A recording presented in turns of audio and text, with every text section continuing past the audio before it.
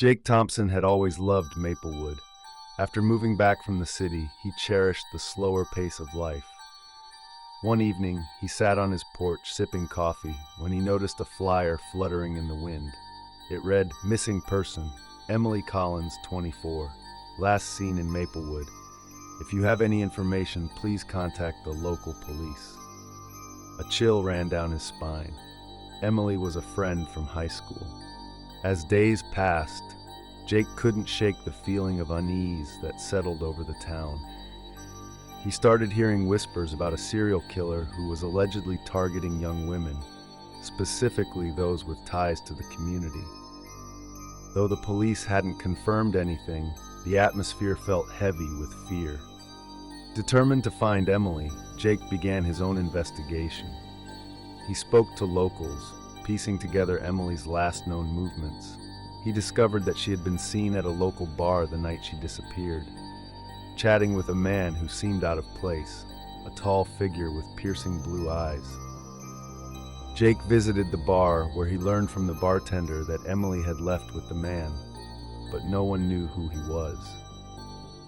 With each lead, Jake felt the weight of his determination grow. He reached out to Emily's family, who shared their fears and frustrations with the police's slow progress. Weeks turned into months, and the investigation grew cold. Then, one evening, Jake received a tip from an anonymous source via email. It contained a photograph of a secluded cabin deep in the woods, along with a message, "Check the cabin. You'll find what you're looking for." Against his better judgment, Jake decided to investigate. Armed with a flashlight and his phone, he ventured into the woods. As he approached the cabin, he noticed the front door was slightly ajar. The air was thick with tension, and every step felt like an intrusion. Inside, the cabin was sparsely furnished. In the corner, Jake spotted a makeshift bed.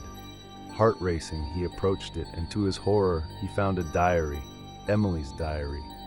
Flipping through the pages, he discovered entries about her fear of someone following her, her attempts to reach out to the police, and a final entry that sent chills down his spine.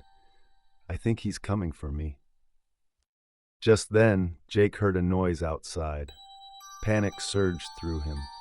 He quickly tucked the diary into his bag and turned to leave. But before he could step outside, he was confronted by the man from the bar. "Looking for something?" the man sneered, stepping into the light. It was him, the killer. His eyes, once charming, now held a menacing glint. Jake's heart raced as he realized he was face to face with a monster. The man lunged at him, but Jake was quicker. He dodged to the side and sprinted for the door. Outside, the woods loomed dark and forbidding.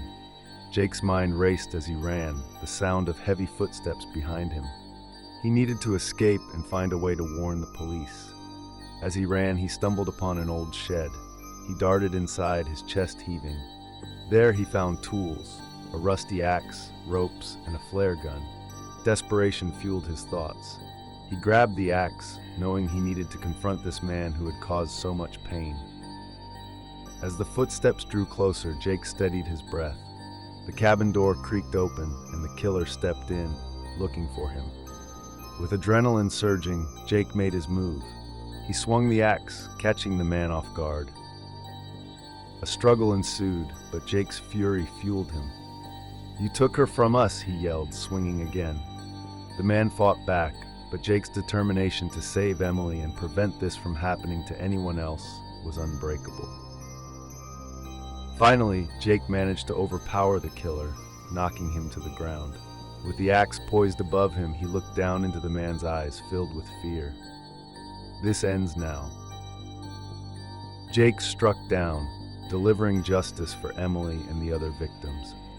The police arrived shortly after, having received a tip-off about a struggle in the woods. They found Jake, breathless and shaken, standing over the man who had caused so much pain. In the days that followed, the town of Maplewood mourned Emily's loss, but they also celebrated Jake's bravery. Emily's body was discovered nearby, and closure came for her family, though it was bittersweet. Jake became a local hero, but he carried the weight of what had transpired. In the end, the town began to heal, slowly reclaiming the peace that had been shattered.